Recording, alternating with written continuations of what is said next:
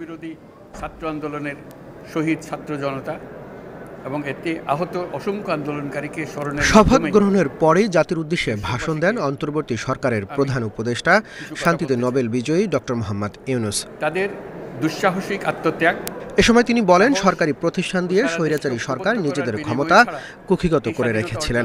এসব প্রতিষ্ঠানের হারানো গৌরব ফিরিয়ে আনা হবে। যারা অপরাধ করেছেন তাদের আইনের আওতায় আনা হবে।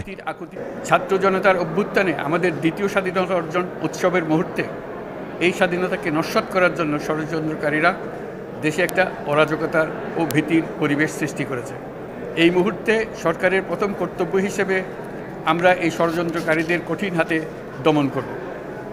স্বাধীনতার মুক্ত বাতাস যেন প্রত্যেকে বুক ভরে নিতে পারে, এই নিশ্চয়তা দানেই আমাদের সরকারের প্রথম পরিস্থিতি। অন্তর্বর্তী সরকারের প্রধান উপদেষ্টা আরও বলেন, দেশের মানুষকে স্বাধীন, নির্ভয়, নির্ভার, নিরুদ্বেগ থাকার নিশ্চয়তা দেওয়ার জন্য ছাত্ররা শহীদ হয়েছেন। তারা গণ অভ্যুত্থান করেছেন। এই গণ অভ্যুত্থানের মাধ্যমে পাওয়া সরকার সবার সরকার।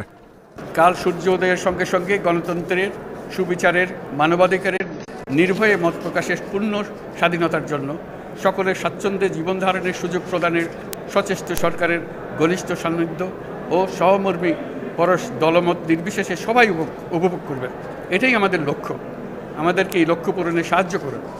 আজ প্রত্যেকটি প্রতিষ্ঠান ও তার সদস্যরা নিজ নিজ কর্তব্য পালন করার মাধ্যমে দ্বিতীয় স্বাধীনতাকে উপভোগ করবেন, দেশকে গৌরবের শীর্ষে নিয়ে যাবেন এবং দেশবাসীকে এবং জগৎবাসীকে উপভোগ করার সুযোগ করে দেবেন। Rashed Akon, Asian television. থেকে প্রত্যেকে নির্ভয়ে আনন্দ চিত্তে